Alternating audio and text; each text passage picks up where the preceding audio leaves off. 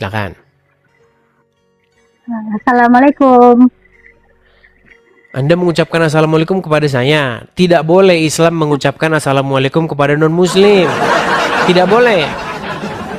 Dari mana hadisnya? Mana hadisnya? Baik, saya tunjukkan. Sabar ya teman-teman ya. Karena banyak orang muslim itu dia Sahabat Nabi mengucapkan assalamualaikum kepada setiap orang yang dijumpai, termasuk kepada Yahudi. karena dia tidak percaya sama Muhammad. Nih saya tunjukkan. Saya tunjukkan apakah boleh mengucapkan salam kepada orang non-muslim. Ya. Lihat ya, saya balikkan kamera saya. Oke. Kalau kita ketik di Google, nih ya, boleh nggak mengucapkan salam kepada orang-orang non-muslim? Perhatikan. Lihat nih ya.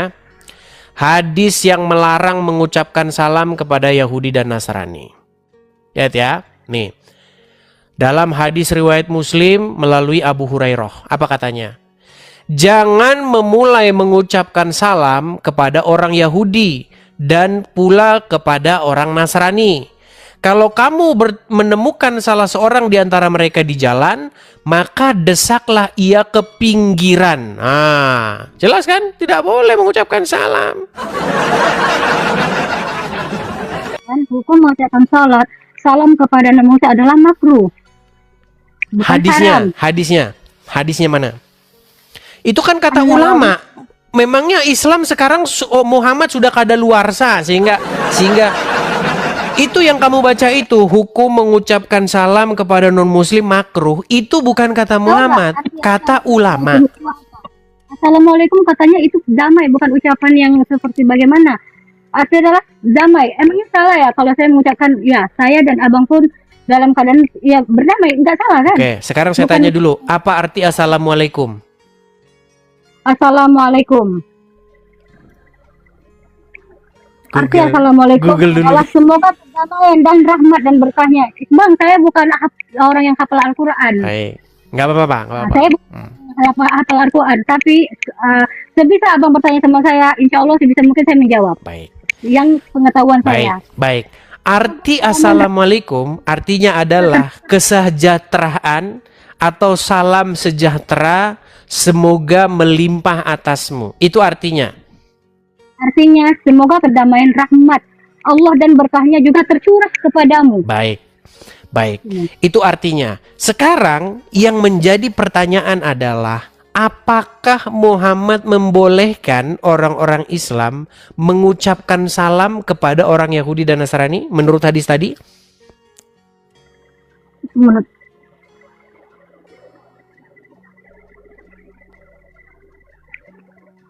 Google lagi. Gimana? Tahu saya hanya tidak boleh mengucapkan Natal. Oke, saya tunjukkan lagi hadisnya ya. Kita orang Islam ini memang teman-teman sebenarnya mereka itu hati nuraninya melawan Muhammad. Masalah agama atau masalah tadi topik yang abang perbincangkan yang ya, sebelum kita ke situ, Raisya, kita membahas dulu statement kamu yang mengucapkan kepada saya salam. Saya bilang sama kamu, kalau kamu salam jadi orang abang, apakah yang salam yang saya sampaikan itu membuat abang masalah atau keberatan bagi abang? Baik, salam kamu itu sangat baik dan saya menyambut hangat. Kenapa? Karena itu kebaikan yang kamu harapkan melimpah atas saya. Tetapi masalahnya Muhammad tidak membolehkan kamu mengucapkan itu kepada saya, gitu loh. Coba. Nabi, tanya dulu kepada abang, apakah salam yang saya ucapkan kepada abang itu adalah keberatan bagi abang? Tidak, tetapi Muhammad melarangnya. Kalau misalkan Nabi saya pun melarangnya, itu hak saya mau mengikuti atau tidak. Sekarang saya mau bertanya sama abang. Berarti kamu tidak mau mengikuti Muhammad? Enggak, kenapa? Sebentar. Berarti kamu tidak mau mengikuti Muhammad? Kan enggak, bagi saya yang saya tahu Nabi saya cuma berkata tidak boleh mengucapkan Natal, tidak mengucapkan salam. Muhammad tidak pernah melarang Natal, nggak pernah. Muhammad tidak pernah melarang mengucapkan Natal. Yang Muhammad larang itu mengucapkan salam. Bang, sudah jelas. Kalau kamu mengucapkan, berarti kamu sama dengan merayakan. Kamu berarti termasuk salah satu kaumnya juga. Oke, apakah kamu tahu bahwa menurut Al-Quran bahwasanya Isa itu adalah anak Allah? Enggak, Allah tidak diperanakan dan Allah tidak beranak. Allah Baik. itu tunggal. Baik, kalau saya buktikan bahwa Allah punya anak di dalam Al-Quran, gimana? Apakah kamu mau meninggalkan agama Islam siang hari ini? Mana? Yang mana? Yang mana? Baik. Pertama, sebelum saya itu dulu, saya tanya dulu kamu. Jika Allah punya anak, apakah kamu akan menyembahnya? Ya. Bagaimana? Tidak, karena Allah tunggal dan tidak diperanakan dan tidak dipersekutukan. Jika Allah punya anak, apakah kamu akan menyembahnya? Enggak? Oke, baik. Sebentar. Jika Allah punya anak, maka kamu tidak mau menyembahnya. Baik, saya akan bukakan. Baik, coba bukakan surat Az-Zumar.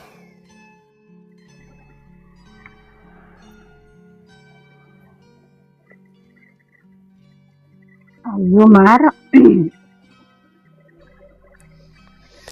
Surat Az-Zumar ayat yang keempat. Az-Zumar ayat 4.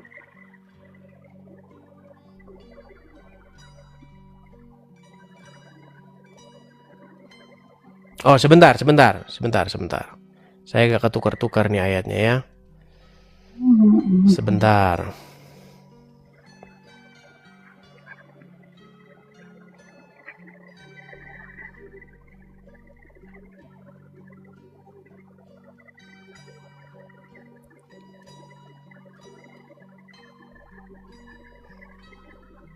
Sabar ya. Saya tidak hafal nih teman-teman ayat-ayatnya. Oke, buka Quran surat Az-Zukhruf ayat 81. Zukhruf. Az-Zukhruf ayat 81.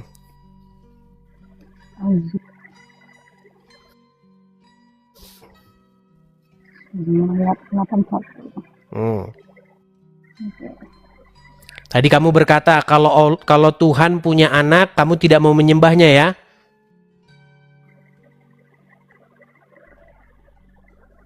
Oke. Apakah itu? Isinya, katakanlah, hai Muhammad, jika benar Tuhan yang Maha Pengasih mempunyai anak, akulah orang pertama yang menyembah itu. Oke. Sebentar. Tenang. Tadi saya tanya sama kamu, Risha. Kalau Tuhan punya anak, ini kalau nih. Apakah kamu akan menyembahnya? Kamu bilang, tidak. Walaupun dia punya anak, saya tidak akan menyembahnya. Tapi di dalam surat Az-Zukhruf ayat 8, katakanlah wahai Muhammad, jika Tuhan yang Maha Pemurah punya anak, maka akulah Muhammad orang yang akan menyembah anak tersebut. Berarti kalau Allah punya anak, kalau Tuhan punya anak, maka kamu harus menyembah anak tersebut seperti Muhammad menyembahnya. Setuju? Tidak setuju, karena di sini tertulis jika benar ya, akulah yang menyembah. Berarti tidak Ini ada. berat ini teman-teman, ini berat. Risa, coba dengerin. Jika benar Tuhan pencipta alam, Tuhan yang Maha Pemurah punya anak, maka kamu akan menyembahnya nggak sesuai ayat Quran ini? Bang, Coba kamu baca dulu. Coba kamu baca dulu. Aduh, kurang bagaimana. Coba Risa, coba kamu baca pelan-pelan biar kami dengar. Katakanlah, hai Muhammad, jika benar Tuhan yang Maha Pengasih mempunyai anak, maka akulah yang menyembah. Ibaratkan sebagai ini contoh isinya, Bang ya. Ibaratkan jika memang itu terjadi, maka akulah yang pertama kali. Oke, berarti kalau benar Tuhan Pemurah punya anak, Muhammad akan menyembahnya nggak? Iya, tapi kenyataannya tidak. Makanya Nabi Muhammad tidak jangan dulu ke situ. Saya bilang kan jika. Aduh. Jika kalau benar punya anak, maka Muhammad akan menyembah anak tersebut. Setuju? Nah, maka kamu sebagai seorang muslimah, pengikut Muhammad, kalau betul Tuhan yang Maha Pemurah punya anak, kamu juga akan ikut-ikutan Muhammad menyembah anak tersebut. Setuju? Ya, setuju. Nah, Tapi kenyataannya kan tidak. gitu dong. Baik, sekarang buka surat Az-Zumar ayat keempat. Coba. Sekarang abang, saya sudah jawab pertanyaan abang tadi. Sekarang saya mau bertanya sama abang. Sebentar, saya buktikan dulu Risa, bahwasanya Tuhan di dalam Al-Quran punya anak. Saya akan tunjukkan. Buka surat Az-Zumar. Ayatnya berbunyi, sudah jelas-jelas ayatnya berbunyi, jika saya mempunyai anak, maka sayalah yang akan menyembah anak Oke, itu. saya akan tunjukkan bahwa Allah punya anak dalam Al-Quran. Buka surat Az-Zumar ayat keempat. Bacakan kepada saya.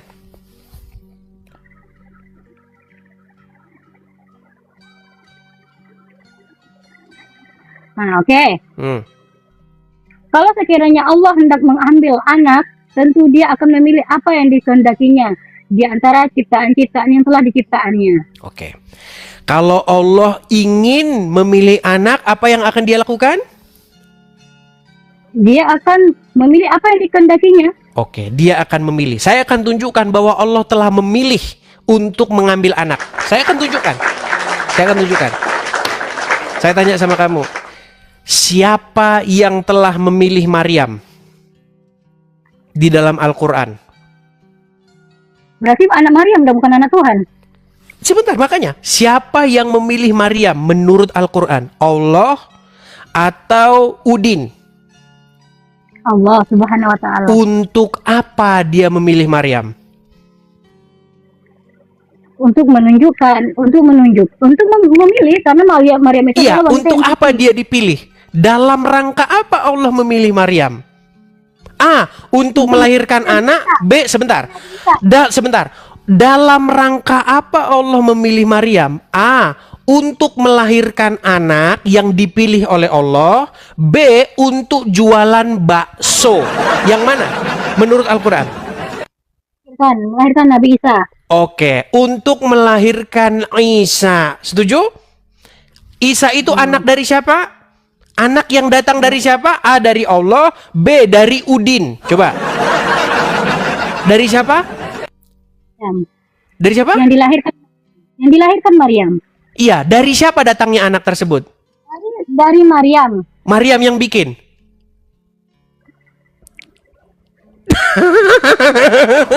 Sebentar. Apakah Maryam yang membuat Isa ada di perutnya? Siapa yang bikin?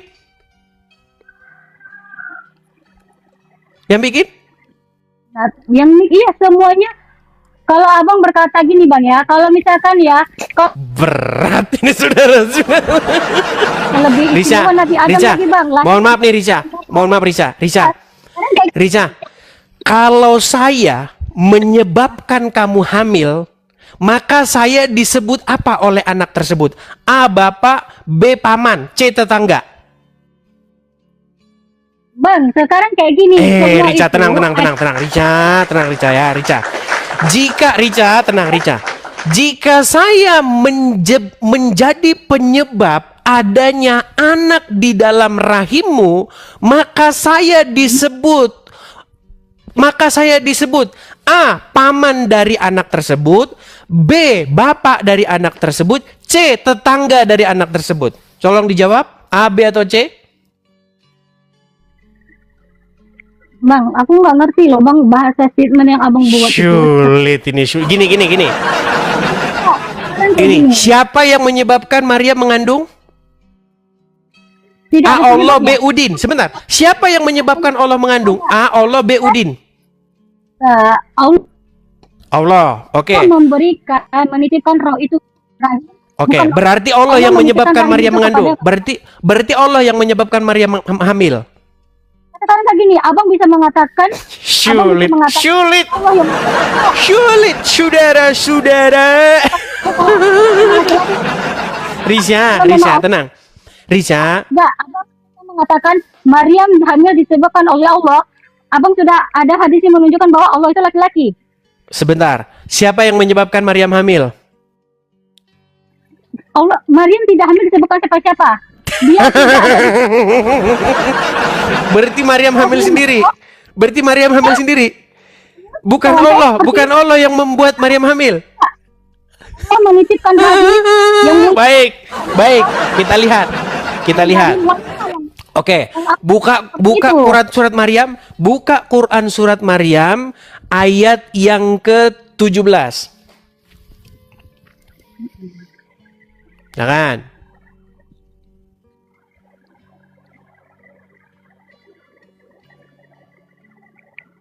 Dia berusaha mengasingkan diri dari manusia dan menjadi untuk beribadah kepada Allah. 18. Dia siapa? Dia Maryam ya? Jika engkau takut kepada Allah, maka janganlah mendatangiku. 19.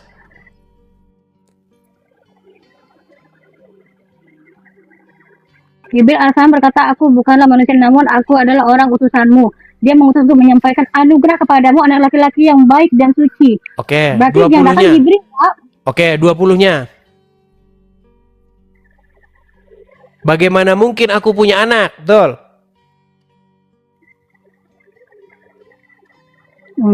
Bagaimana mungkin aku mempunyai anak laki-laki padahal tidak pernah seorang laki-laki pun menyentuhku. Aku bukan seorang pelacur. Baik, betul. Jadi Maryam bingung. Bagaimana mungkin saya punya anak? Sedangkan tidak pernah seorang lelaki pun menyentuh saya. Dan saya bukan seorang pezina, bukan seorang pelacur. Ayat 21-nya.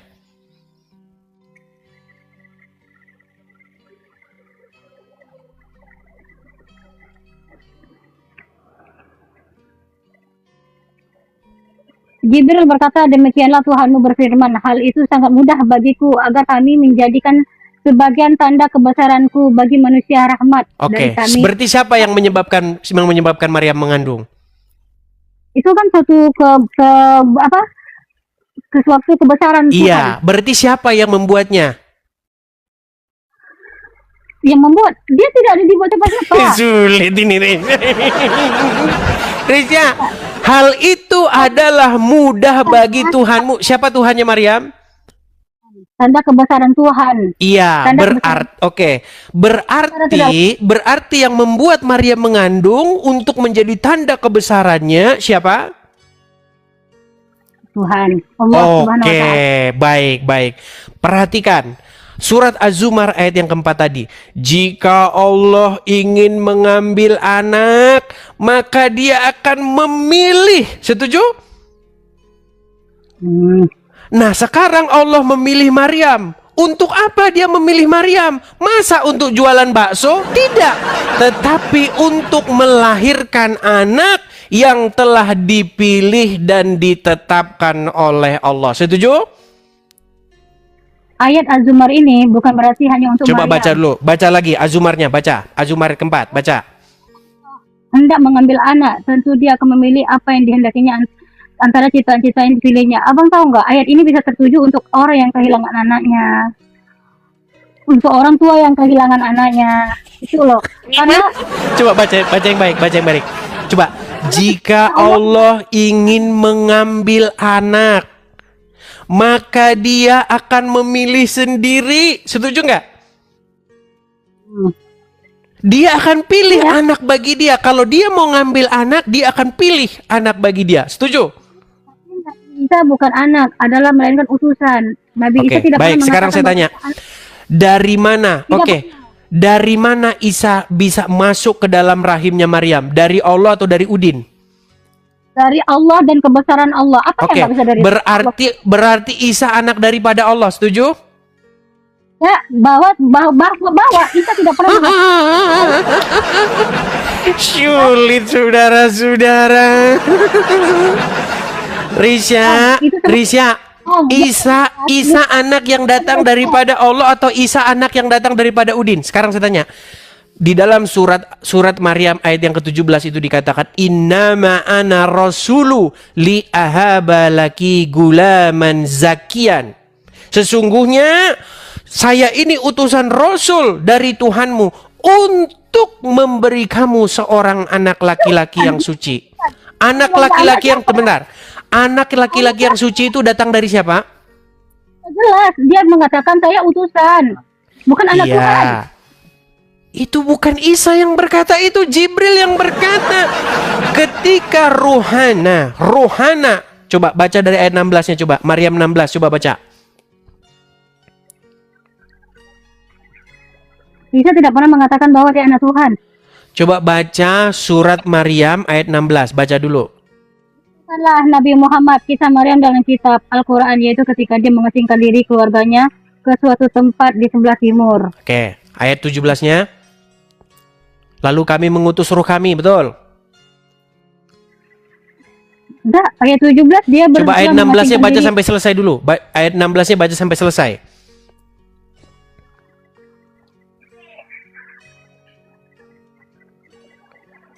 Ceritakan Nabi Muhammad kisah Maryam di dalam kitab Al-Quran, yaitu ketika dia mengasingkan diri keluarganya ke suatu tempat di sebelah timur Baitul Maqdis. Ada ayat 16 itu. 17.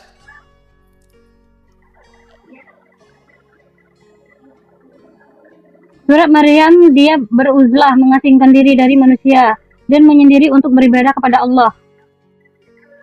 17-nya. Itu ayat 17. Oke, 18-nya.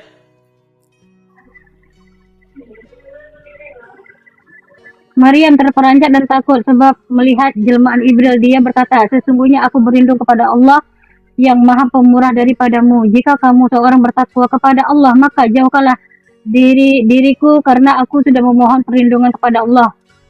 Oke. Berarti ada seseorang yang datang kepada Maryam, betul? Oke, apa kata orang tersebut yang datang kepada betul. Maryam tersebut? Apa omongan dia? Dia akan menitipkan roh janin ke dalam rahim Maryam. Oke, baiklah. Walaupun itu katamu sendiri, tapi dalam Al-Quran berkata begini, sesungguhnya saya ini adalah salah satu kebesaran kami. ya, sesungguhnya saya ini adalah utusan Allah kepadamu untuk memberi kamu seorang anak laki-laki yang suci. Betul? Dan salah satu bentuk kebesaran kami. Anak laki-laki yang suci itu datangnya dari Udin atau dari Allah? Dari Maryam, dan Allah yang memberi anak itu. Oke, datangnya dari siapa? Datangnya dari Allah. Datangnya dari Allah. Berarti Isa adalah anak yang dari Allah. Setuju? Anak dari Maryam. Sulit ini, sulit. Maryam itu hanya tempat untuk melahirkan sosok Isa. Isa itu gini loh. Isa gini, apakah Maryam berhubungan badan? Sebentar. Apakah Maryam berhubungan badan dengan laki-laki? Tidak. Oke, berarti anak laki-laki itu datangnya dari Allah, betul? Betul. Nah, berarti Isa itu anak yang dari Allah. Setuju? Kita semua dari Allah, Bang.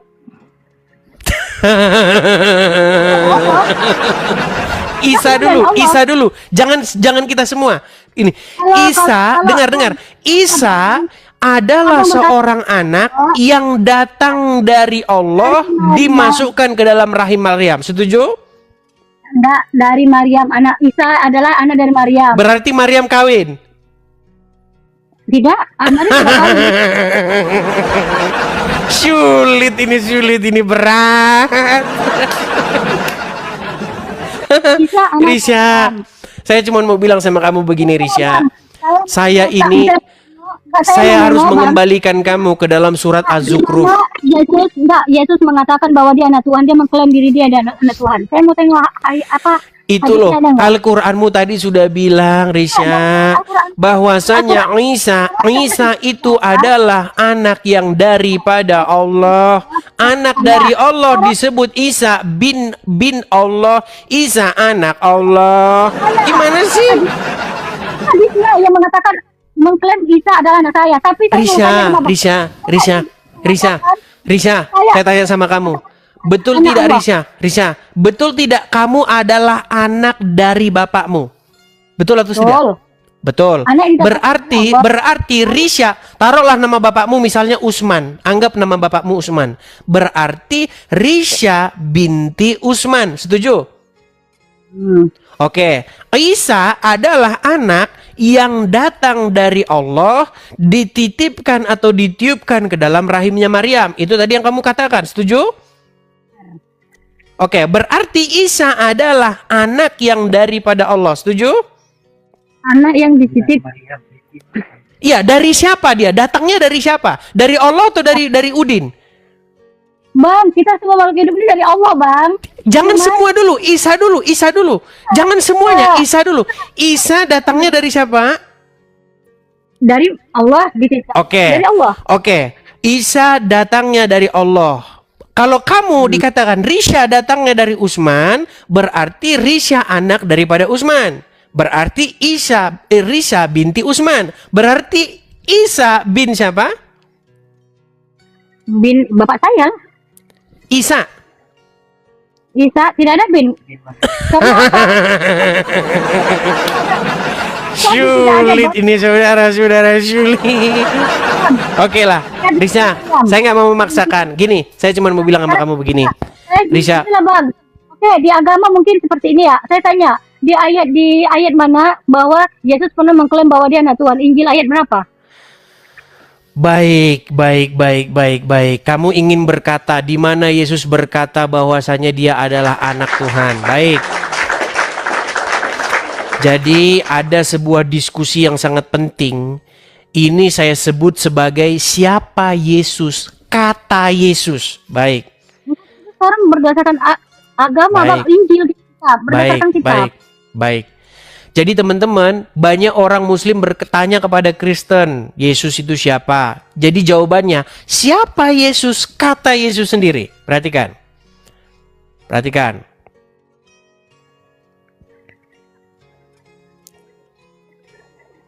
Jadi kita itu jangan katanya, tapi harus kata Tuhan Yesus sendiri. Nih.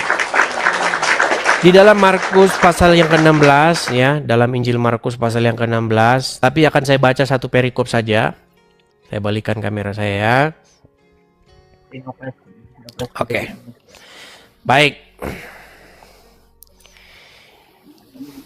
Nih ya. Ya, ayat berapa, Bang? Sih boleh buka di sini? Markus, Injil Markus pasal yang ke-16.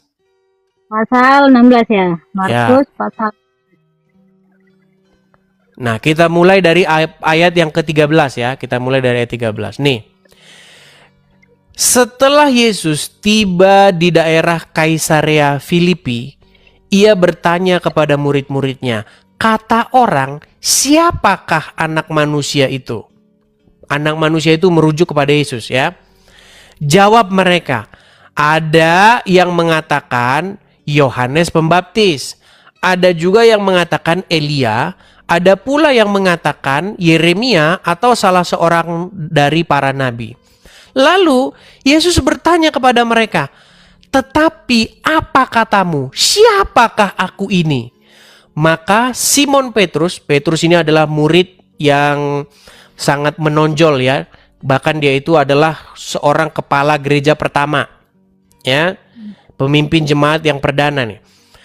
Maka jawab Simon Petrus, engkau adalah Mesias, anak Allah yang hidup. Kata Yesus kepadanya. Nih kata Yesus kepadanya, berbahagialah engkau Simon bin Yunus, sebab bukan manusia yang menyatakan itu kepadamu, melainkan Bapakku yang di surga. Ini jelas nih. Ya, pernyataan Yesus sendiri. Siapa Yesus? Kata Yesus, Yesus adalah Sang Mesias, anak Allah yang hidup. Gitu. Nah, coba saya pengen kamu baca lagi surat Az-Zumar. Sebentar, baca surat Az-Zumar tadi, ayat yang ke ini. Az-Zumar ayat yang keempat tadi. Saya pengen itu penutupnya dari diskusi kita. Yesus bertanya ke muridnya. Lalu muridnya yang mengatakan Yesus anak Allah. Berarti bukan Yesus yang mengatakan bahwa Yesusnya anak Allah, bukan dia mengatakan mengklaim dirinya ini. Ya, apa kata Tuhan Yesus kepada Simon? Berbahagialah engkau Simon bin Yunus, sebab bukan engkau yang menyatakan diri, bukan engkau yang menyatakan itu, tetapi Bapakku yang di surgalah yang menyatakan itu kepadamu. Itu jelas bahwasanya Yesus adalah Sang Mesias, anak Elohim yang hidup. Sekarang Sekarang nih, menurut surat Az-Zumar, saya bacakan ya. Sebentar, Risa, kamu jangan mengeraskan hatimu. Menurut Muhammad, akal wanita itu hanya separuh. Separuhnya lagi nggak tahu kemana. Kemungkinan digondol sama tikus. Bentar.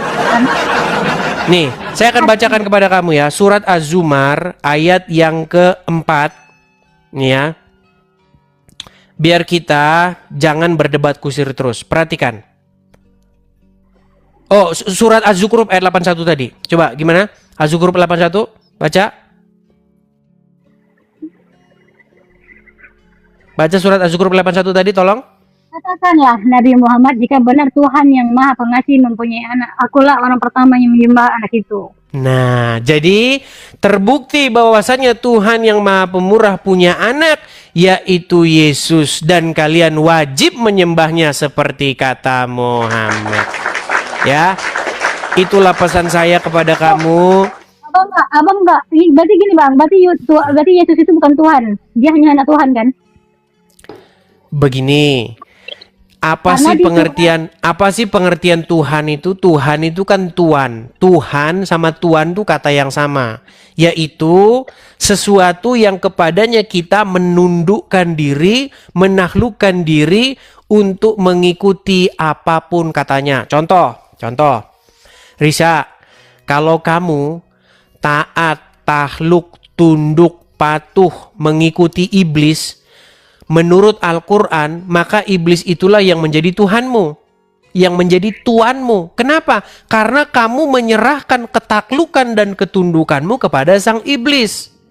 Nah, kalau pertanyaanmu, apakah Yesus itu Tuhan atau Tuan? Ya iya, karena kita wajib menaklukkan diri, taat, patuh, tunduk, mengikuti apapun kata dia. Nah, masalahnya kamu sebagai muslim, kamu menyerahkan ketundukan dan kepatuhan dan ketaklukanmu mengikuti apapun katanya, mengikuti Muhammad. Makanya menurut perspektif Al-Quran dan Alkitab, kamu menuhankan Muhammad. Bagaimana cara kamu menuhankan Muhammad? Yaitu dengan cara menundukkan dan menaklukkan diri kamu kepadanya, sehingga apapun kata Muhammad kamu harus kerjakan. Tapi kalau menurut saya Tuhan dan Tuhan itu berbeda bang. Kalau Tuhan itu zat yang sempurna yang memberikan ekspresi kepada. Itu terjemahan. Di dalam bahasa Arab, masalahnya begini Resya. Quran tidak ditulis dalam bahasa Indonesia.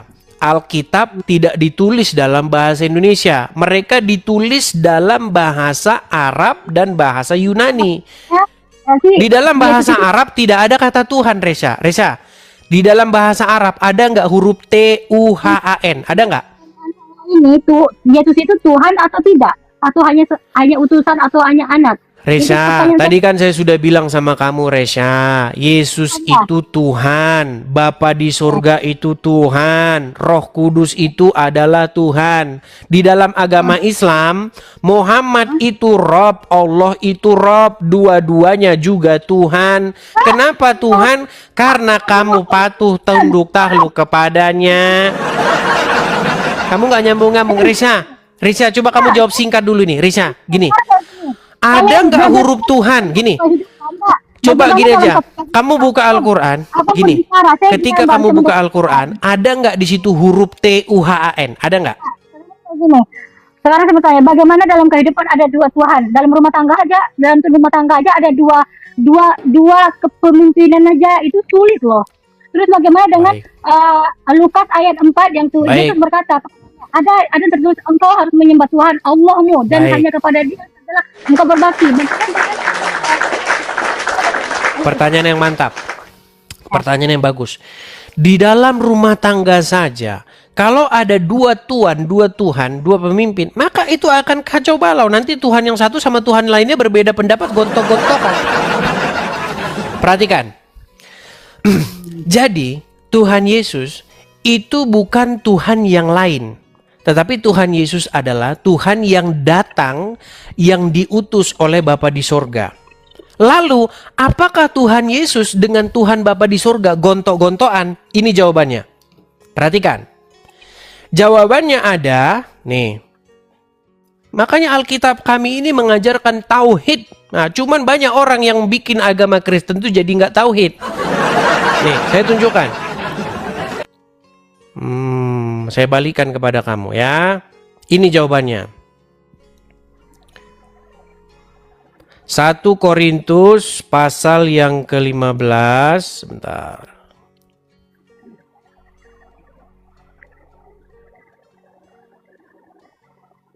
Berarti kalau Isa itu utusan, Bang, berarti betul yang dikatakan Islam bahwa Isa itu hanya utusan, bukan anak Tuhan. Ulang-ulang lagi. Gimana sih kamu, Risa? Kok jadi balik-balik lagi ke situ? Yang tadi barusan dia utusan. Ya berarti betul lah, dalam Islam kan memang dia utusan, bukan anak Tuhan. Baik, saya akan tunjukkan ya sebentar.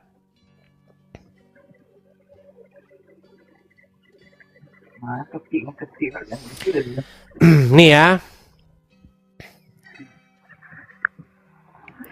Saya akan bacakan di dalam 1 Korintus pasal yang ke-15. Teman-teman bisa bantu saya, kadang-kadang saya kalau nginget ayat ini agak sedikit lupa loh ya. Terus ayat berapa, Bang? Sebentar. Sabar. Sesuatu kaki, bentar ya. Oke, 1 Korintus pasal yang 15 ayat 27 ya. Nih. Korintus pasal 1 Korintus 15 ayat 27. Korintus 15 ayat 27. 15 ayat 27. Nih, apakah Yesus Tuhan, Bapa Tuhan, maka akan gontok-gontokan seperti katamu? Enggak. Nih, saya balikan ya. Nih, perhatikan. Ya. Nih. Saya akan baca ayat sebelumnya ya. Nih, saya akan baca ayat sebelumnya biar kita nggak kehilangan konteks. Intinya itu di 27. Tapi kita mulai dari ayat yang ke-25. Karena ia harus memegang pemerintahan sebagai raja. Ia di sini Yesus ya. Karena ia Yesus harus memegang pemerintahan sebagai raja sampai Allah meletakkan semua musuhnya Yesus di bawah kakinya Yesus. Musuh yang terakhir yang dibinasakan adalah maut atau kematian. Jadi musuhnya manusia itu yang terakhir itu adalah kematian, dan itu sudah dikalahkan oleh Yesus. Perhatikan. Sebab segala sesuatu telah ditaklukkan Bapa di bawah kakinya, kaki Yesus. Tetapi kalau dikatakan bahwa segala sesuatu telah ditaklukkan, maka teranglah bahwa ia sendiri yang telah menaklukkan segala sesuatu di bawah kaki Kristus itu tidak termasuk di dalamnya. Jadi maksudnya begini, segala sesuatu itu harus ditaklukkan, ditundukkan kepada Yesus. Supaya apa? Supaya dengan perantaraan Yesus, semua makhluk di bumi ini bertekuk lutut. Maka ketika semua itu sudah terjadi, maka Yesus akan membawa semua manusia yang telah ditaklukkannya itu kepada Bapa di sorga. Makanya Yesus itu adalah Tuhan untuk kemuliaan Allah. Begitu. Jadi Yesus dan Bapa di sorga nggak gontok-gontokan. Justru Yesus melakukan kehendak Bapa di sorga. Yang gontok-gontokan itu Allah sama Muhammad. Allah bilang di dalam Al-Quran, ya ayyuhallazina amanu, wahai orang-orang yang beriman, ucapkanlah perkataan yang benar. Muhammad ngomong, boleh bohong. Nah, gontok-gontokan. Jadi pertanyaan saya di ayat Korintus ini, apa yang ditaklukkan? Segala sesuatu ditaklukkan di bawah kaki Yesus. Kenapa ketika dia disalib sama Yahudi, kenapa dia tak bisa menaklukkan Yahudi itu? Bagaimana? Loh, dia menaklukkan itu dengan cara bangkit mengalahkan maut. Gimana? Apa yang mengalahkan maut? Bukannya mati itu. Baik, itu sekarang begini. Baik, sekarang kita harus gunakan bahasa-bahasa sederhana. Perhatikan. Kalau orang mati, misalnya Muhammad mati. Sampai sekarang dia masih mati, masih meninggal. Setuju? Iya. Oke, yang menang Muhammad atau kematian? Sekarang Muhammad meninggal kan? Nabi Artinya itu- Muhammad sebentar. Tenang Risa. Begini Risa.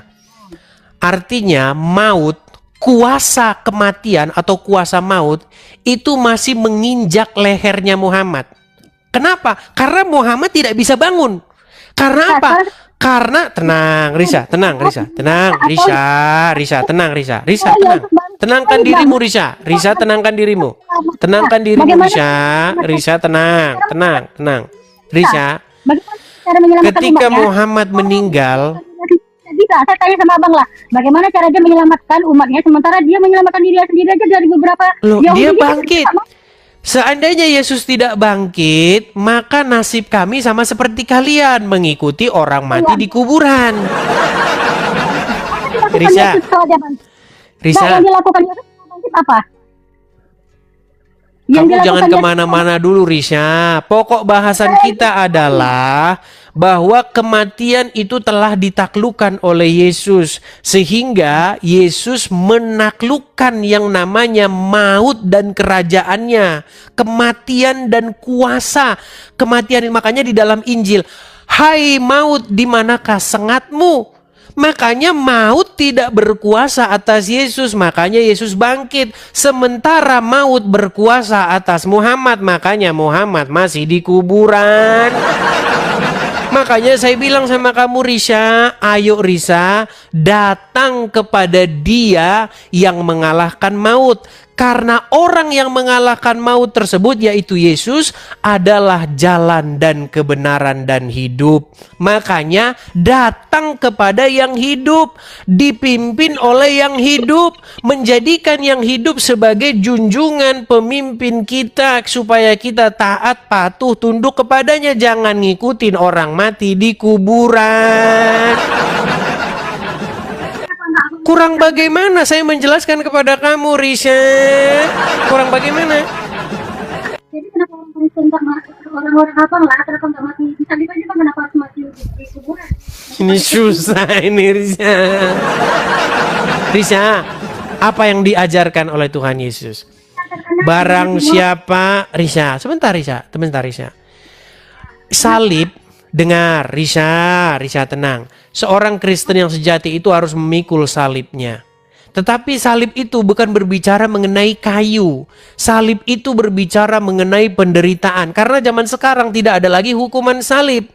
Zaman sekarang itu hukumannya itu cobaan dan godaan itu, contohnya misalnya dipersekusi sama orang muslim. Misalnya kalau ketemu sama misalnya si pendebat muslim, katanya darah saya dihalalkan. Ya kan? Awas kamu, kalau ketemu sama saya borok. Nah itulah salib yang harus saya pikul. Kenapa? Karena kalau misalnya ketemu dengan mereka, katanya mereka itu, videonya udah saya upload tuh, awas kamu ya kalau ketemu dengan saya. Nah itu, berbicara tentang salib itu jangan kamu kecilkan saja kayu balok seperti itu. Itu zaman dulu, karena sekarang udah nggak ada lagi hukuman salib. Hukuman yang sekarang itu adalah yang diderita oleh umat Kristen adalah penindasan. Contohnya mau ke gereja sama orang muslim dihalang-halangi, dipasangin toa gede-gede, ya kan? Allahu Akbar. Tuh, orang mau ke gereja tapi diganggu-ganggu. Itulah salib yang harus dipikul oleh orang Kristen. Dan ketika orang Kristen memikul salib, satu, tidak boleh membalas. Tidak boleh membalas kejahatan dengan kejahatan. Itu. Makanya seperti itu. Kekristenan itu tidak boleh membalas kejahatan. Bahkan kepada orang yang memusuhi kamu sekalipun. Kamu harus berdoa dan meminta berkat. Memberkati orang-orang yang menganiaya kamu, membenci kamu, memusuhi kamu. Beda dengan Islam. Orang nggak salah saja, kalau ketemu Yahudi dan Nasrani suruh pepet di jalan. Jadi Risa, saya rasa tidak perlu panjang lebar. Kalau sekarang kamu mungkin masih berkeras. Gini Risa. Nanti, Gereja ada loh yang makan tubuh dan darah Kristus. aduh Risa, satu-satu lah Risa. Nanti kemana-mana Risa, kemana-mana. Udah gini aja. Begini, kamu tonton dulu gini Risa. Ini kamu lihat video-video saya. Penjelasan saya itu udah semua. Gimana ini makan tubuh dan darah, itu sudah saya jelaskan semua. Nggak usah banyak-banyak dulu, intinya begini. Pertama-tama, kamu harus... Yang buat dan sama Yesus. Benar kan? Benar Ya udahlah, kan? Risa. Saya rasa jangan banyak-banyak dulu. Nanti kamu banyak melawannya. Saya sarankan kepada kamu banyak belajarnya dulu sajalah ketimbang melawannya, oke? Kamu sudah jawab aja pertanyaan saya kalau saya salah. Kalau sekiranya saya salah, aku tidak jawab. Karena kan kamu tuh yang saya bilang. Risa, nanti Yang kebanyakan, Risa. Kamu saja yang itu dulu saja, nanti kebanyakan kemana-mana. Kamu bilang kan. Kita abang besok bilang, lagi. Ini saya mau rehat dulu. Saya rehat dulu ya. memikul, Yesus memikul salib. Salib itu kan Yesus dipaksa memikul, yang dibuat oleh orang Yahudi. Bukan Yesus yang menginginkan dia mati di salib itu. Risa, itu sudah saya jawab. Siapa yang menginginkan supaya Yesus disalib? Siapa yang menginginkan supaya Yesus ditelanjangi, dibunuh, digebukin seperti itu? Siapa yang menginginkan? Diarak seperti itu. Diarak di tengah-tengah masyarakat. Dibawa di bukit, di kayu, dipancung, digantung di sana di atas kayu salib. Siapa yang menginginkan itu? Banyak orang Kristen katanya yang menginginkan itu Bapa di surga katanya. Begini. Itu kemarin itu kontroversial itu. Itu statement saya yang sangat kontroversial di 2025. Begini. Keinginan untuk menyalibkan Yesus, keinginan untuk membunuh Yesus, keinginan untuk mempermalukan Yesus, mengarak dia di tengah jalan, di pasar, di ini, itu adalah keinginan daripada si jahat. Tetapi apakah Yesus membalasnya? Tidak. Bahkan di atas kayu salib dia berdoa, "Ya Bapa, ampunilah mereka karena mereka tidak tahu apa yang mereka perbuat." Ya maksudnya tadi dia Tuhan. Kenapa tak dia aja membuat orang itu tobat atau turun di Tuhan, sana? ketika kamu mengatakan Tuhan itu, apakah itu Bapa di sorga? Kalau ketika kamu mengatakan Tuhan, di dalam pikiranmu Bapa di sorga, saya setuju dengan kamu bahwa Yesus bukan Bapa di sorga. Kalau kamu tenang, ketika kamu mengatakan Tuhan, kata Tuhan itu kamu maksud adalah Bapa di sorga, saya setuju dengan kamu bahwa Yesus bukan Tuhan di situ. Maksudnya Tuhan Bapa di sorga. Masalahnya banyak orang tidak tahu Tuhan itu apa. Tuhan itu adalah title, gelar. Itu bisa disematkan kepada siapapun. Kalau kamu takluk tunduk kepada iblis, maka iblis itu jadi Tuhanmu. Itu ada loh ayat di dalam Al-Quran. Apakah Isa itu tidak pernah mengaku bahwa dirinya Tuhan? Dia hanya utusan. Tidak pernah mengaku dirinya Tuhan, maksudnya tidak pernah mengaku bahwa dirinya Bapa di surga, betul? Saya setuju dengan kamu itu. Ya, dia Tuhan gitu. Berarti yang benar dong yang saya bilang tadi. Ya belajar dulu Risa ya. Risa, kamu belajar dulu. Nanti kalau kamu udah banyak belajar, baru kamu ngobrol sama saya lagi, oke? Setuju? Kalau orang Kristen nggak perlulah berbuat baik ya, karena kan dosanya udah ditanggung sama Tuhan, udah ditebus kan sama Yesus kan. Risa, barang siapa menjadi milik Yesus, maka dia melakukan perintah-perintah Yesus. Bagaimana kamu katakan, orang Kristen tidak perlu lagi berbuat baik. Orang Kristen, dosanya udah ditebus, jadi bikin kejahatan gak apa-apa. Risa, kalau kamu menjadi milik suamimu, apakah kamu berkuasa? Sebentar, colong dengerin saya. Kalau kamu menjadi milik suamimu, apakah kamu berkuasa lagi atas tubuhmu itu sendiri? Kamu bisa menyerahkan tubuhmu kepada siapapun yang kamu mau? Kalau kamu suami dari orang? Bisa nggak? Enggak. Baik, seperti itu juga orang-orang Kristen. Kami adalah umat yang sudah ditebus, dibayar oleh darah yang mahal. Maka hidup kami, tubuh kami bukan milik kami sendiri, tetapi milik dari yang empunya kami, yaitu Yesus. Nah, kalau kami milik Yesus, maka kami mengikuti perintahnya. Bagaimana mungkin kami milik Yesus tapi kami berbuat jahat? Yang seperti itu agama Islam nih. Perhatikan, kalau kamu agama Islam, Risa, kamu itu masuk surga walau kamu mencuri berzina. Perhatikan ya. Coba dengar, ini bukan kata saya, perhatikan. Ini kata Muhammad, perhatikan. Di mana? Man qala la ilaha illallah Muhammadur Rasulullah dakhalal jannah. Siapa yang mengucapkan la ilaha illallah Muhammadur Rasulullah dakhalal jannah. Semua umat Muhammad sallallahu alaihi wasallam masuk surga. Nabi yang mengatakan.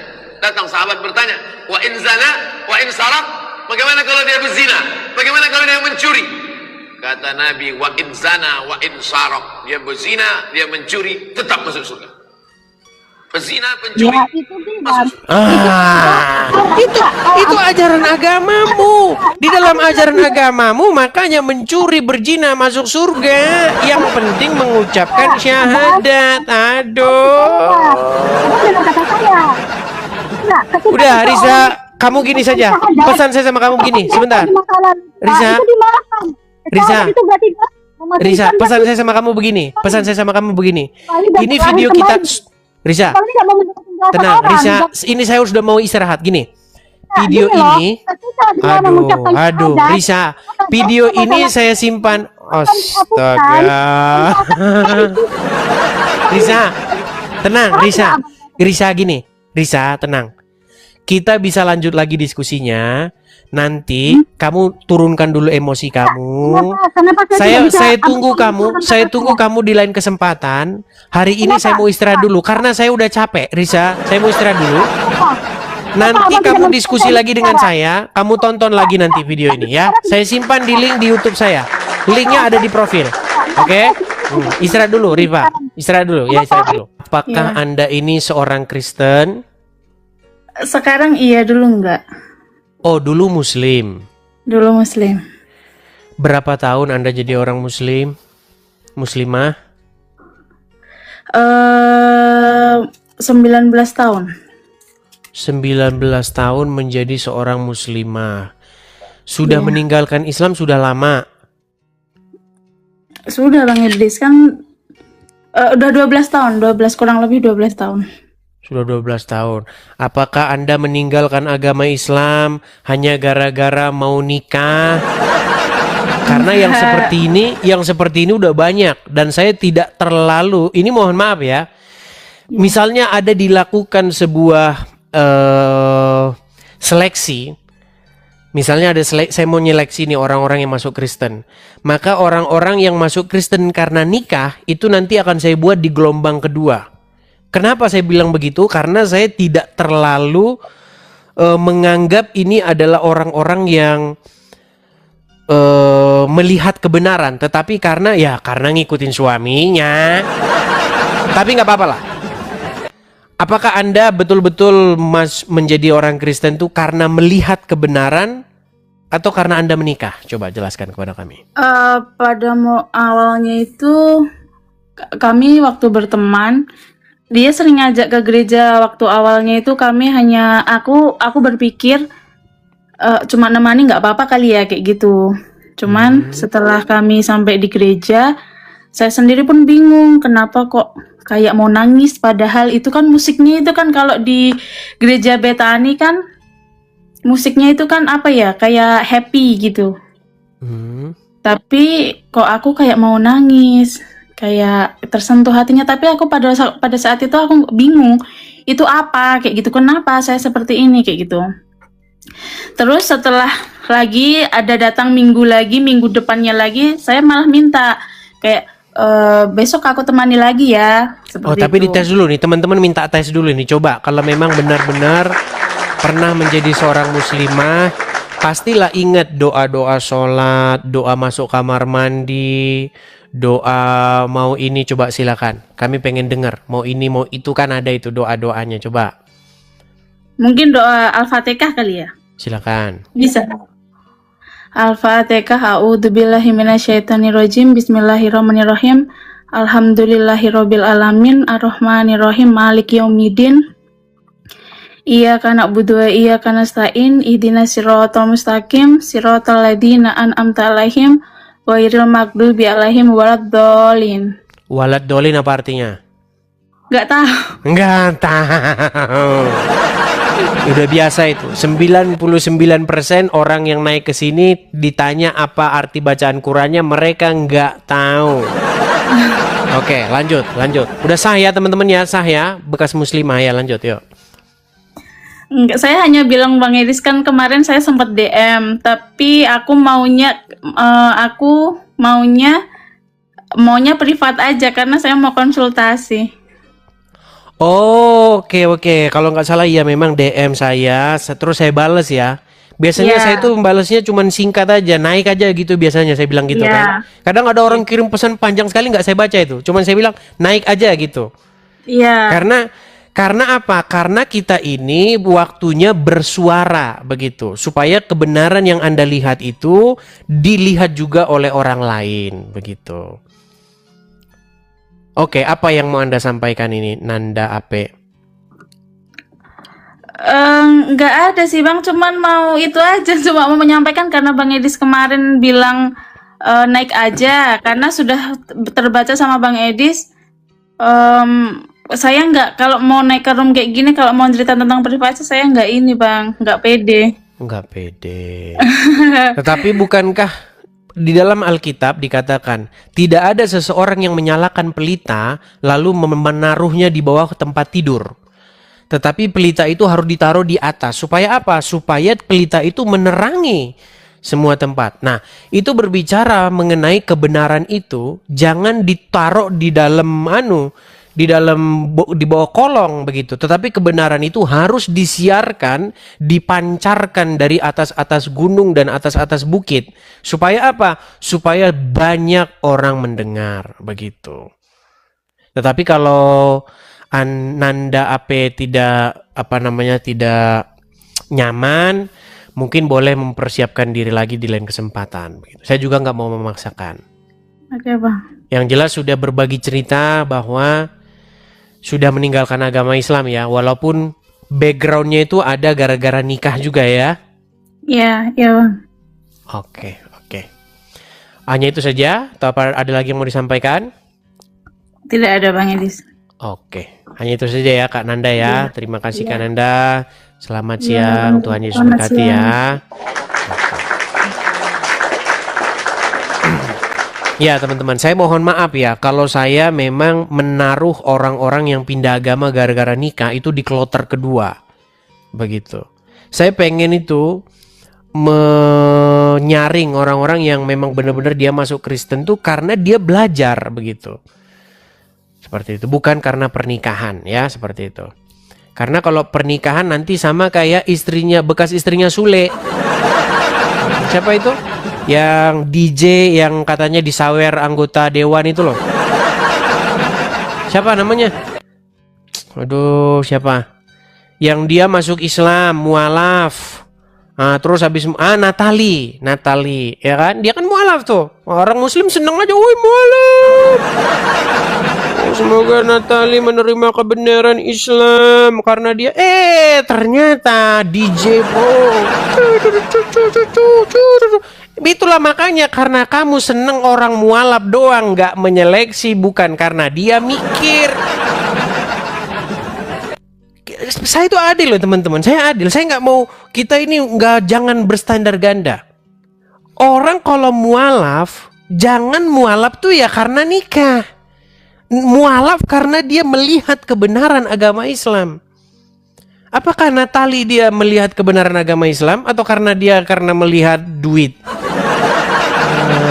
Coba. Ya muslim nih. Kalian harus udah waktunya berpikir nih. Room saya ini room yang paling objektif. Ya. Bahkan saya juga sering mengeluarkan pernyataan-pernyataan yang kontroversial. Karena apa? Karena memang kalau benar ya saya bilang begitu. Seperti itu, ya. Ya, silakan. Iya, waktu baru nikah sama Sule. Alhamdulillah sudah pakai hijab. Alhamdulillah sudah menerima kebenaran, sudah melihat kebenaran agama Islam. Slim. Ya mbak ya pinter udah tahun 2026. Aduh. Yuk silakan. Kita kasih naik ada lagi yang muslim Raisa. Oke. Makanya hal-hal seperti ini kan konyol gitu loh. Masa memilih pemimpin berdasarkan sholat? Ada lagi nih, banyak, bukan cuma berdasarkan sholat. Ada yang mengatakan masuk apa begitu pegawai atau apa jikalau hafal Al-Quran. Masa iya sih? Kadang-kadang kita ini sudah overdosis gitu loh, overdosis yang nggak ada kaitannya.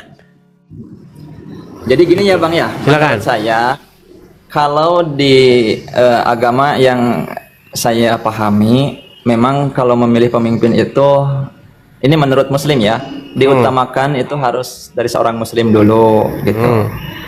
Tapi kalau melihat dari segi di lapangan, seandainya seorang Muslim itu tidak amanah, karena kan Islam itu mengajarkan kebaikan. Sedangkan kalau misalkan orang-orangnya itu tidak sesuai dengan apa yang ditunjukkan oleh aturan Islam, ya sebenarnya nggak jadi masalah juga sih, walaupun itu bukan dari non Muslim. Yang penting dia amanah, melaksanakan konstitusi sesuai dengan ketentuannya. Bukan, jangan ke situ dulu Bang. Jangan ke situ dulu. Tema kita ke sini dulu. Apakah benar Bang bahwa sholat yang rajin, sholat yang tidak pernah bolong mengindikasikan bahwa seseorang itu baik? Belum tentu. Nah, setuju kan? Berarti karena Anda setuju dengan Panji, maka Anda harus dilaporkan polisi juga. Karena apa? Karena ini namanya menista agama Islam. Iya. Apa nggak seperti itu ini, yang seperti ini? Kenapa menurut Anda nih?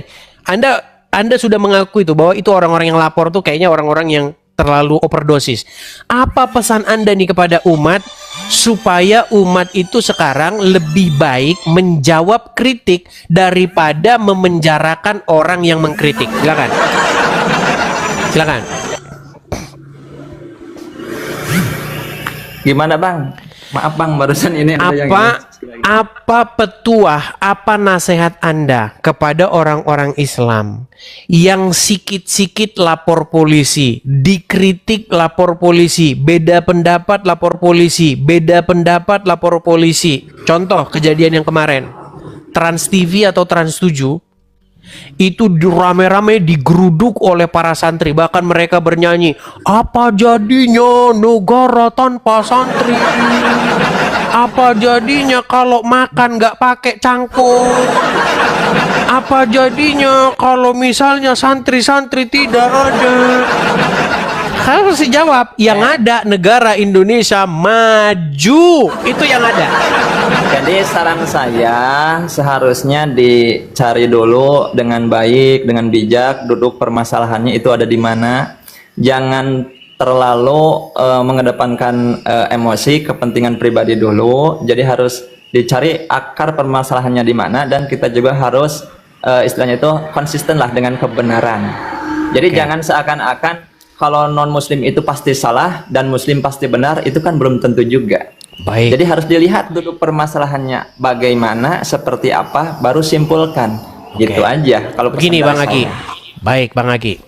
Pertama-tama Anda mengatakan bahwa orang yang rajin sholat, orang yang sholatnya tidak pernah bolong, Anda katakan belum tentu dia baik. Padahal di dalam Al-Quran ayat itu mengatakan begini, sesungguhnya sholat itu adalah mencegah perbuatan mungkar.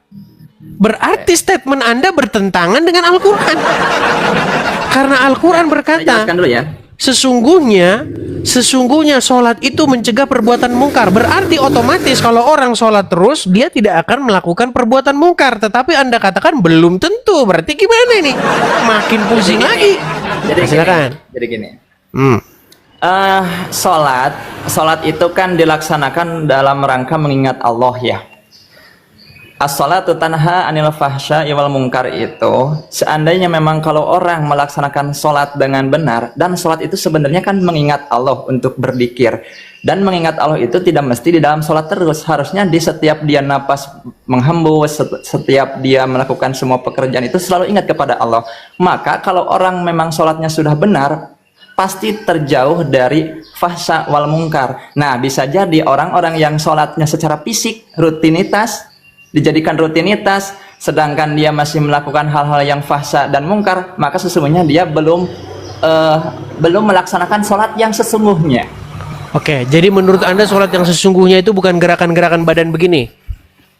Bukan. Ada secara syariat itu dia gerakan badan dalam rangka mengingat Tuhannya Allah Subhanahu wa taala. Tapi kan mengingat Allah itu bukan hanya saja di dalam sholat, harusnya di setiap dia bergerak, berperilaku, maka nanti akan menghadirkan perilaku-perilaku yang baik. Oke, berarti esensinya bukan pada gerakan. Esensinya secara syariat gerakan harus dikerjakan, tapi secara batinnya hatinya dia juga harus melaksanakan. Sehingga nanti Berarti selama hanya omong kosong doang kalau begitu esensinya. Sebentar, makanya saya bingung ini loh. Anda mengatakan sholat itu esensinya adalah untuk tidak melakukan perbuatan yang mungkar. Setuju? ya, ya Lalu setuju. kalau sudah melakukan itu, sudah melakukan perbuatan yang tidak mungkar, apa gunanya gerakan-gerakan begini? Berarti sholatnya itu belum masuk ke dalam hatinya. Dalam artian sholatnya itu hanya gerakan yang memang gerakan itu secara syariat diharuskan, tapi secara kesadaran dia belum melakukan. Kadang kan ada orang yang lagi sholat itu misalkan mikirnya kemana gitu, ngelamun dan lain sebagainya, belum Ya, khusyuk. baik. Jadi ini yang saya bilang teman-teman, mereka ini teman-teman, ya memang agak sedikit sulit ya. Gini. Contoh. Saya itu sering ngeledekin ya, kata Rudi Iskariot katanya saduk begini, terus agak ditabur-taburin begini, terus dikasih irisan begini, saya bilang begini, tetap aja juga masuk mulut juga acak-acakan. Kan kalau masuk mulut acak-acakan juga, masuk ke dalam perut juga, diaduk juga. Kenapa? Kan saya gini, kan biasanya koki-koki itu ya, orang-orang yang suka masak itu ya. Ininya di sini. Kurang Iya. pas ini. Anggurnya Iya. diputar lagi, Iya. anggurnya geser ke sini.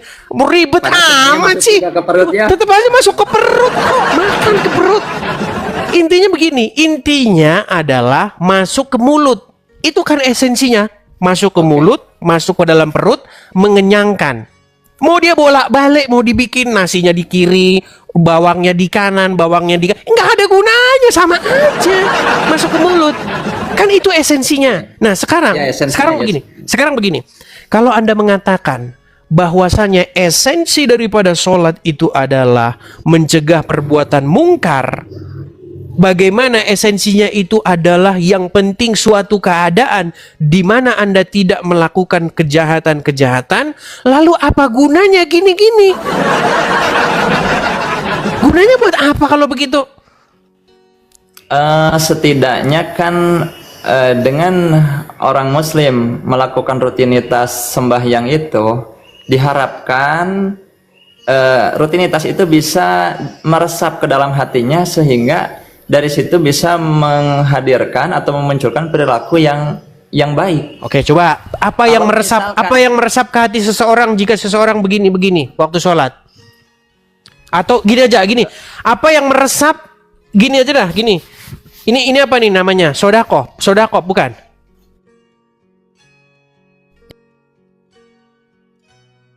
Kan ada yang begini, ada yang di perut begini, betul toh? Aduh, saya kurang berdiri. Sebentar.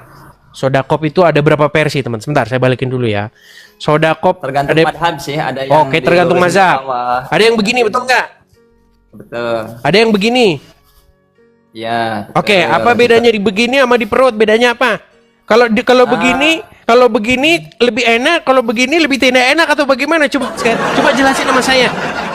Coba. Kan gini ya, di dalam Islam itu juga ada yang disebut dengan madhab fikih yang mana bisa saja kayak gini, semua tata cara sholat itu diajarkan oleh Rasulullah. Karena di dalam qiraah membaca Al-Quran juga kan ada 7 qiraah, dan itu semuanya dibenarkan dalam kondisi yang pada waktu itu diajarkan, gitu kan. Berikut Fiqhiyah sholat juga seperti itu. Jadi intinya gini lah, kehusuan itu adalah kesadaran. Ketika seseorang melakukan sholat, khusyuk berarti dia sadar kepada Allah, dan juga itu harus terimplementasi di dalam rutinitasnya, keseharian di dalam melakukan segala sesuatu. Baik. Gitu. Tapi yang mau saya sampaikan begini Bang Egi, ya saya sebagai orang Kristen ya, di dalam kekristenan itu ibadah yang sejati itu bukan melakukan gerakan-gerakan badan. Karena pengertian daripada ibadah itu sendiri, akar kata dari ibadah itu dari kata abdu atau hamba atau abdi bahasa Indonesianya. Penghambaan diri. Dan penghambaan diri itu tidak ditentukan dengan gerakan tangan, gerakan kaki, gerakan badan, tidak. Apa kalau orang ke gereja kalau tangannya tinggi, oh Yesus, makin tinggi tangannya makin orang itu baik? Ya kagak. Jangan salah. Ada orang yang kalau ke gereja, oh semakin histeris, ada banyak orang ke gereja ekspresinya begitu sangat luar biasa, tangannya ke atas, tapi kelakuannya tiap hari bajingan. Bang, Banyak. udah dulu ya, ada keperluan dulu ini. Oh, pergi Izin dia. dulu. Baik. Oke, Baik, kasih. baik. Baik, dia pergi. Ya, itu ya teman-teman ya. Makanya kita itu Setengah ya. harus memahami. Makanya kalau kita baca Alkitab maupun kalau Anda baca Al-Qur'an, ya gunakanlah pikiran Anda. Jangan Anda gunakan pikirannya tetangga terus. Iya. Tanda kebaktian, tanda ketaatan seseorang kepada Tuhan itu tidak ditentukan dari gerakan badan. Enggak. Kata siapa kalau orang di gereja yang tangannya begini, oh Tuhan, maka hidupnya dia, oh berarti dia taat aku sama Tuhan. Apa seperti itu? Enggak, tidak. Tidak ditentukan dari itunya. Makanya ibadah yang sejati bukan gerakan-gerakan badan. Seperti itu. Oke, kita kasih naik ada Nanda AP. Ya, silakan Nanda AP. Silakan Nanda AP. Shalom Bang Idris. Oh, Kristen. Silakan. Nanda AP, nyalakan kamera dulu. Oke, Nanda AP, saya tanya dulu Nanda AP. Apa orang Islam? Kalau misalnya ada seorang yang Panji ini Muslim loh, ingat loh. Panji ini dia seorang Muslim ini. Dia bukan Kristen. Dia hanya mengatakan kalau orang rajin sholat itu tidak membuktikan bahwa orang itu baik. Nggak ada hubungannya gitu loh. Coba. Nah, saya setuju kalau itu Dis, tapi tujuannya kalau itu, tapi jangan sesama bicara masalah Muhammad, Allah atau Yesus atau apa kita saling menghujat. Loh, Kita itu sama-sama juga justru orang-orang yang seperti ini, orang-orang yang tidak menerima pikiran orang lain, pendapat orang lain, nggak menerima itu haknya. Kita juga nggak harus sama. Nggak mungkin pikirannya Panji sama dengan pikiran orang yang laporin. Cuman berbeda pemikiran tidak menjadi satu pembenaran untuk mempolisikan orang tersebut. Aneh. Orang dia pikirannya lain kok berarti pikiran kamu beda dengan saya. Berarti kamu harus masuk penjara. Masuk penjara kamu. Apakah seperti itu? Contoh sekarang sebentar gini.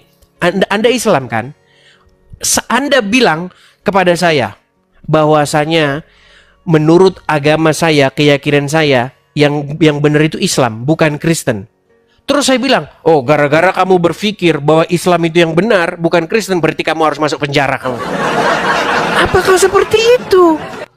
Orang punya pikirannya sendiri, keyakinannya sendiri. Sama seperti Anda meyakini yang benar itu Islam, saya meyakini yang benar itu Kristen. Masa gara-gara kita beda, masa kita saling penjarakan? Kan aneh. Gitu loh.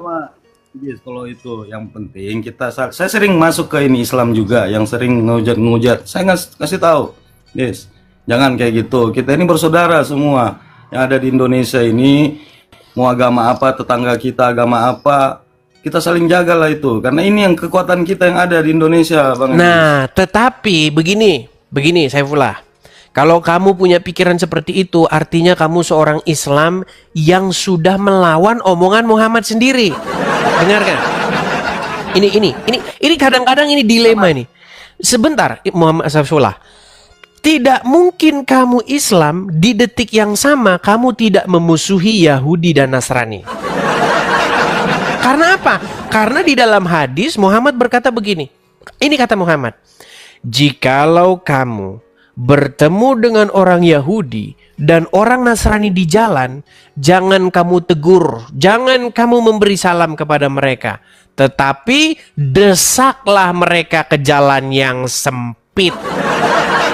Bagaimana kamu berkata kamu Islam di detik yang sama kamu mari kita mengasihi Yahudi dan Nasrani? Gak bisa. Makanya saya bilang kemarin, hadis-hadis seperti itu yang ada di dalam hadis sudah waktunya dibuang ke tong sampah. Karena apa? Karena tidak sesuai dengan nilai-nilai kebangsaan. Nabi Muhammad, kamu mungkin lihat hadis yang satu, Muhammad ini dia universal, ini dia punya perkataan atau apa, nggak bisa. Oke, sekarang saya tanya sama kamu, gini Saifullah, betul atau tidak? Kalau Muhammad, betul atau tidak? Saya cuma mau jelasin. Gimana? Nabi Muhammad itu, kalau emang dia seperti itu, mungkin dari zaman Rasulullah dulu sudah habis agama yang lain kan? Tapi kan enggak, dia itu bagaimana dia apa ya, mengasihi semua, bahkan waktu yang dikuasai itu apa Konstantinopel di zaman Al-Fatih, itu agama lain itu disayangi, dipelihara. Bahkan Rasulullah menyuruh untuk jangan melukai atau mengapakan agama lain gitu. Ya, itu kan asumsi liarmu, nggak ada hadisnya. Tidak ada hadisnya. Perhatikan. Ini tema kita sudah berulang-ulang ya nih. Bagaimana kamu Islam tapi di detik yang sama kamu melawan Muhammad nih. Perhatikan nih. Apa kata Muhammad di dalam hadis nih? Ini loh, baca dulu. Saifullah, kita jangan omong kosong nih, perhatikan. Janganlah engkau mendahului orang Yahudi dan Nasrani dalam mengucapkan salam. Selanjutnya apa dikatakan nih? Perhatikan.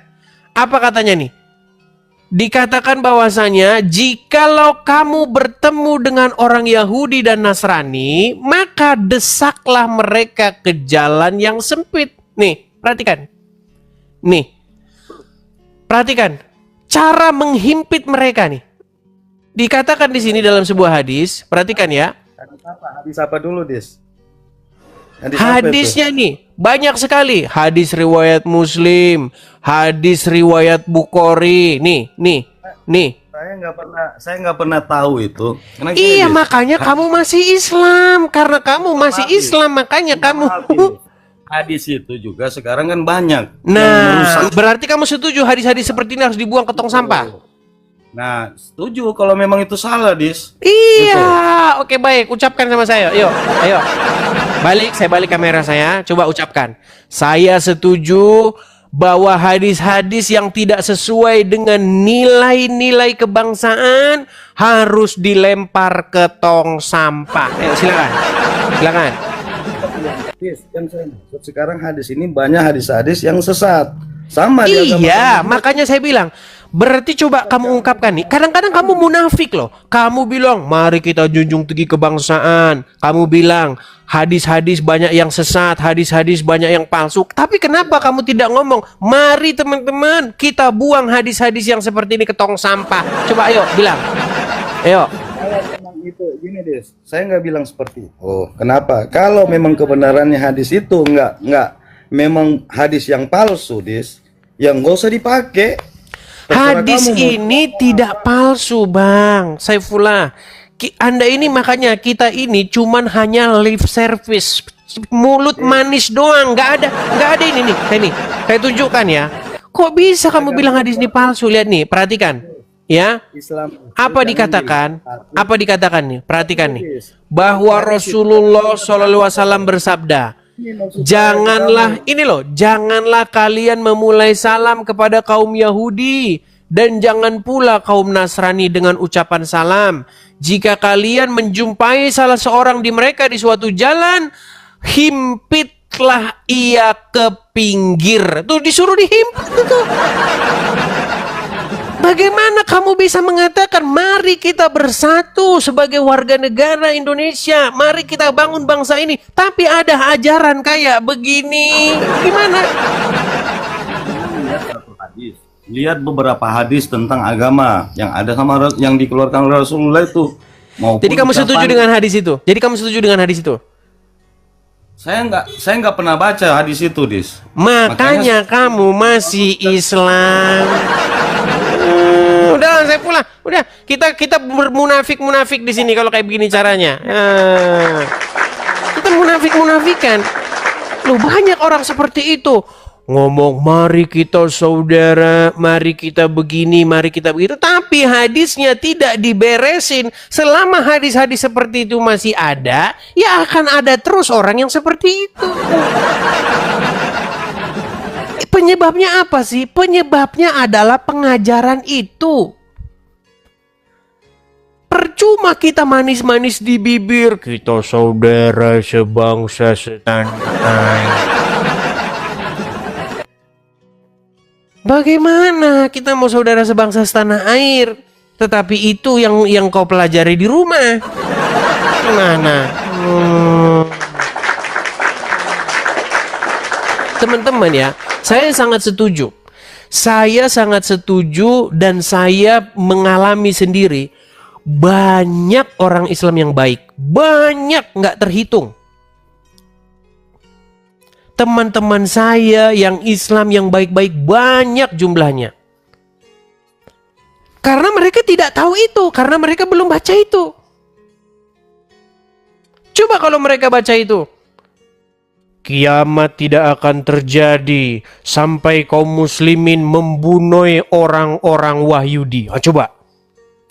Ada hadisnya. Tidak akan terjadi hari kiamat sebelum kaum muslimin membantoi orang-orang Wahyudi. Bahkan pohon-pohon, batu-batu akan berkata, "Hei kaum muslimin, di belakangku ada Wahyudi, bunuhlah mereka." Kecuali pohon korgot, karena pohon korgot adalah pohonnya orang Yahudi. Coba. Entah apalah itu pohon korgot, pohonnya orang Yahudi. Saya agak sedikit pusing. Dan gini loh teman-teman, ini sudah waktunya nih orang-orang muslim yang cerdas, kaum cendekiawan muslim, orang-orang muslim terpelajar berbicara. Kenapa kalian tidak bersuara, menyuarakan? Ada lagi pohon korgot. Pohon korgot itu apa pohon korgot itu? Coba kita cari dulu pohon korgot. Nanti dibilang saya mengada-ngada karena banyak orang berpikir saya itu katanya omong kosong. Apa itu pohon korgot? Pohon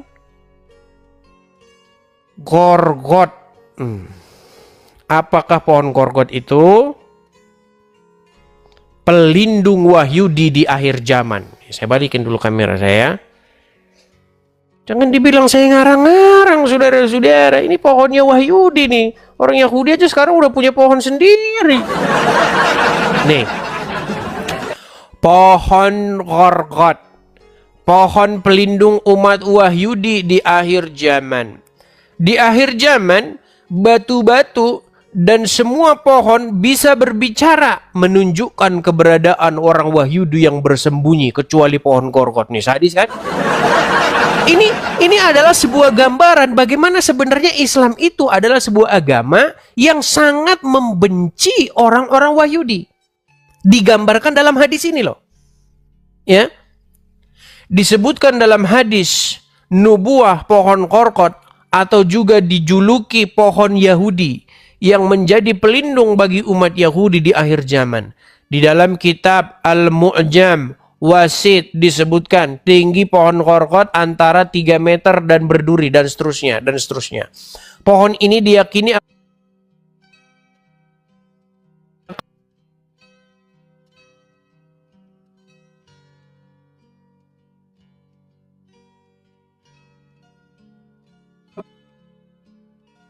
Abu Hurairah radhiyallahu anhu, sesungguhnya Rasulullah bersabda, artinya kiamat tidak akan terjadi sehingga kaum muslimin memerangi Wahyudi, lalu kaum muslimin akan membunuh mereka sampai-sampai setiap orang Wahyudi bersembunyi di balik batu dan pohon.